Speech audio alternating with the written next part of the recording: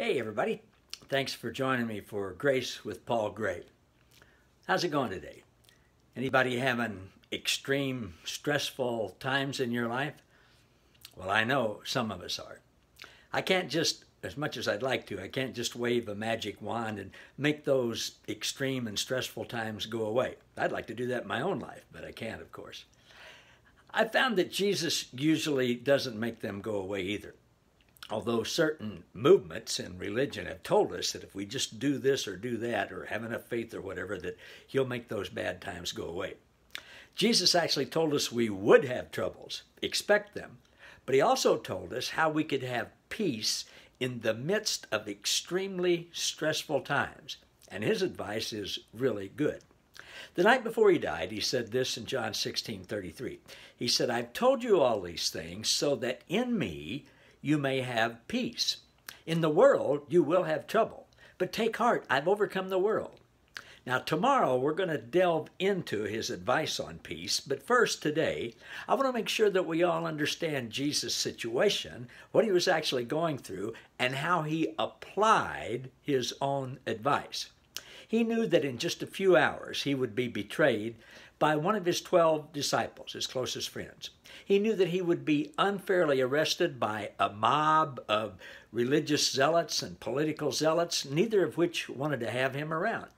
He knew that he would be brutally treated and humiliated, and his beard would be plucked out, and a crown of sharp, painful thorns would be jabbed down on his head, and that he would be whipped with a device that had sharp rocks and pieces of glass in it that would literally rip open the skin on your back, tearing out the flesh and exposing your organs inside. And he knew that he would suffer on the cruelest torture device ever invented, that he would be nailed to it. And if he didn't die from the wounds, losing his blood, he would bleed out.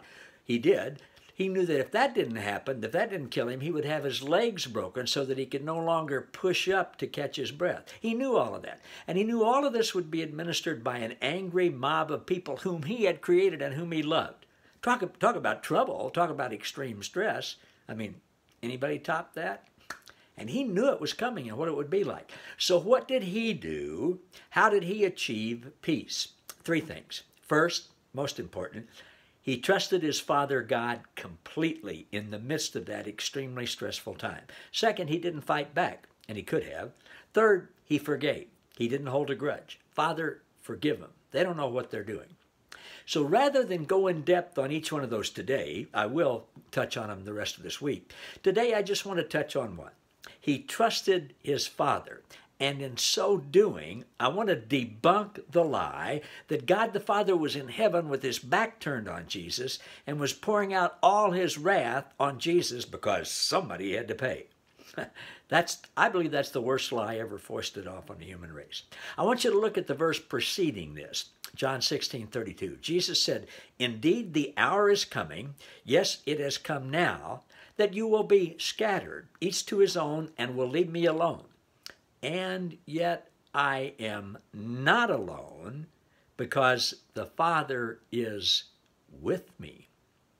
You may have been taught, as I was, that the angry God Father was separate from Jesus because he couldn't stand the sin, and that he was punishing him from heaven, and that he actually forsook him.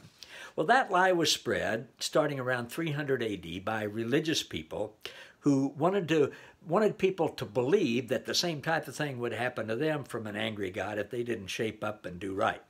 Those people just simply ignored the truth that they knew of.